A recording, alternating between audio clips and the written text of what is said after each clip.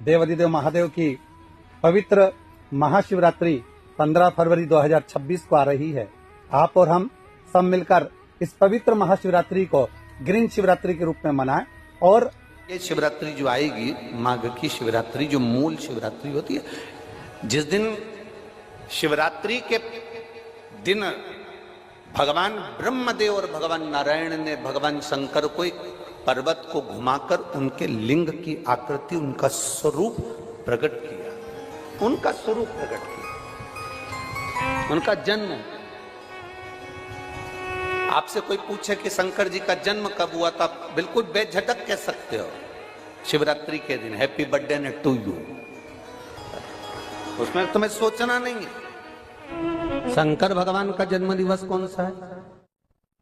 जम के बोलो, शिवरात्रि।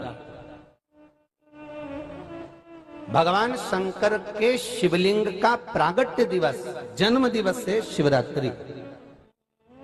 और दुनिया क्या मनाती है? शंकर भगवान का विवाह दिवस। और विवाह दिवस कब का है? बैसाख शुक्ल पक्ष की पंचमी शंकर भगवान का विवाह हुआ था। बैसाख के महीने में शुक्ल पक्ष की पंचमी तिथि को शिव जी की शादी हुई थी। और दुनिया के लोग शादी का दिवस कब मनाते हैं? शिवरात्रि के दिन। चलो कैसे भी मनाए तो भगवान शंकर को रिझाएं तो। भ्रम फैलाने वाले बहुत भ्रम फैलाते हैं। और आज इस व्यासपीठ से एक बात और कहना चाहेंगे, जिसको अपने जन्म की तारीख ना मालूम हो, जिसको अपने जन्म दिन ना मालूम हो, वो आप नियम बना लो कि आपका जन्मदिन भी शिवरात्रि के दिन ही हुआ है, पक्का। जब परब्रह्म परमेश्वर स्वयं देवाधिदेव महादेव शिवरात्रि के दिन प्रकट हो जाता है, उसका शिवलिंग, उसकी आकृति प्रकट हो जाती है।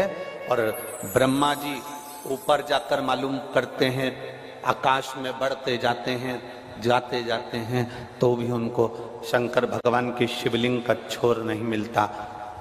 भगवान नारायण नीचे की ओर बढ़ते चले जाते हैं, पाताल की ओर, और उनके चरण नहीं मिलते, तब हार जाते हैं कि शंकर को पहचानना कठिन है।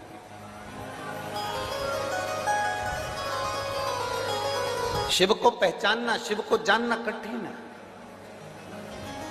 बहुत कठिन। जैसे शंकर को पहचानना कठिन है, जैसे शिव को पहचानना कठिन है, उसी तरह कोई संत को, कोई गुरु को, कोई सतगुरु को पहचानना कठिन।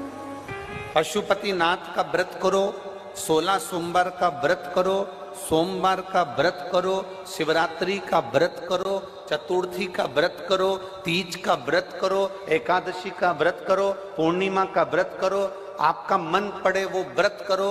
व्रत करने की मना नहीं, पर शिव महापुराण कहती है, शंकर भगवान का चरित्र कहता है कि व्रत करने वाले को सबसे बड़ा नियम एक धारण करना चाहिए। सबसे बड़ा व्रत का नियम कौन सा है? कि जो व्रत करे, दिन भर भूखा रहे, दिन भर कुछ ना खाए, और अपनी कामना के लिए भगवान शंकर की आराधना करते हो, भगवान शिव की उपासना करते हो, और कोई आया तुम्हारे पांव को छुआ, प्रणाम करा, और तुम्हारे पांव को छुआ, प्रणाम करा, और तुमने उसके ऊपर हाथ रख दिया, या तुम्हारे चरण छुए और छूकर उसको तुमने अपने दिल से कुछ दे दिया। उसने चरण छुआ और तुम्हारे नीवी मुख से निकला, पर तुम्हारे चरण को अगर उसने व्रत वाले दिन हाथ लगा लिया, तो समझ लेना कि तुमने जो दिन भर व्रत करा, उस व्रत का पुण्य वो लेकर चले गया। तुम्हारे व्रत का पुण्य वो लेकर चले गया। कई माताएं कहती हैं, हमने पशुपति व्रत करा था, हमने ये वाला व्रत करा था, हमारा व्रत तो सफल ही नहीं हुआ। हमारी पड़ोसन ने व्रत करा, उसका व्रत सफल हो गया। कारण उसका ये है कि तुम्हारा व्रत जिस दिन था, उस दिन तुम्हारे कोई ना पांव पड़ा होगा, पांव पड़ा, चरण छुआ। और सबसे बड़ी बात है, तुम अनुभव कर देखना, अपने पैर के अंगूठे पे एक लोटा जल डालकर देखना, ठंडा पानी डालकर देखना, तुम्हारा भेजा भी ठंडा हो जाता है। अर्थात पांव के अंगूठे में, पांव में वो बल होता है कि व्यक्ति के चित्त, वृत्ति, मन और बुद्धि का सब कुछ चरण छूने वाला खींच कर ले जाता है। ये निश्चितता है।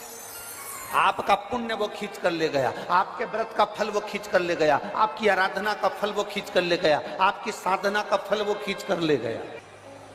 हमारा एक नियम है, आप लोगों को मालूम होगा, हम कई बार कथा में कहे, हम कभी भी चरण नहीं छूने देते। स्त्री को तो छूने ही नहीं देते, माताओं को तो बिल्कुल भी नहीं, क्योंकि हम आपको जीजी बोलते हैं और आप हो गई हमारी बहन, और भाई के चरण छुओ तो अच्छी बात थोड़ी ना है। हम तुम्हारे छू लें पर तुम हमारे मत छू। और हम जितने भी भाई लोग बैठते हैं इनको जीजा कहते हैं, इनसे हम हमारे चरण छुआ लेते हैं क्योंकि जीजा और साले की चल जाती है, इनकी और हमारी चल जाती है, तुम्हारी नहीं चलेगी। चरण की बड़ी माता, व्रत करने वाली माता, चाहे उपास कर रही हो, साधना कर रही हो, नियम धारण करी हुई है, जिस दिन तुम्हारा व्रत है, एकादशी का व्रत है, उस दिन अपने पांव को हाथ मत लगाने दो। जिस दिन तुम्हारा पशुपति व्रत है, उस दिन तुम्हारे चरण को कोई को छूने मत दो। जिस दिन तुम्हारा 16 सोमवार का व्रत है, उस दिन आपके चरण को कोई हाथ ना लगाए, आपको प्रणाम कोई ना करे, दूर से प्रणाम करे, दूर से दंडवत करे, दूर से वो नमन करके चले जाए, पर नजदीक से नहीं, उसको छू कर नहीं। हमारा पूरा पुण्य वो खींच कर लेगा, पूरा।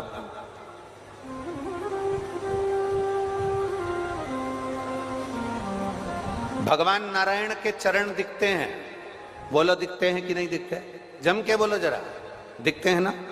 भगवान ब्रह्मा जी के चरण दिखते हैं, माता लक्ष्मी के चरण दिखते हैं, भगवान ब्रह्माणी के चरण दिखते हैं, इंद्राणी के चरण दिखते हैं, गरुण देव वरुण देव सबके चरण दिखते हैं। केवल एक शिवलिंग, शंकर भगवान का केवल एक शिवलिंग ऐसा होता है जिसके चरण नजर नहीं आते कि इनके चरण कहां, चरण कहां है किसी को नहीं मालूम। वो तो अपनी तप साधना में लीन है। जो आता है जल चढ़ाता है, स्पर्श करता है, छूता है, चला जाता। फिर एक निवेदन करूंगा, जीवन में अगर बहुत तकलीफ है, बहुत कष्ट है, आपको पहले भी कहा फिर कहते हैं, शिवरात्रि पड़ेगी। ये शिवरात्रि निवेदन करूंगा, अगर जिंदगी में थोड़ी सी तकलीफ है, दुख है, कष्ट है, परेशानी है, तो उस शिवरात्रि को हाथ से मत जाने। आपको पहले भी कहा कि क्या क्या वस्तु भगवान शंकर को हम रात्रि के समय पर चढ़ा दें, जिससे हमारा रोग समाप्त हो जाए, हमारी बीमारी समाप्त हो जाए, हमारे जीवन में सुख समृद्धि लक्ष्मी आ जाए। वो समर्पण का भाव। और शिवरात्रि आने में देरी है, आपके जीवन में बहुत कष्ट है, बहुत कष्ट। महाराज 5 कमलगट्टे, 5 बेलपत्र तांबे के लोटे में जल भरकर रख लीजिए, सीधे हाथ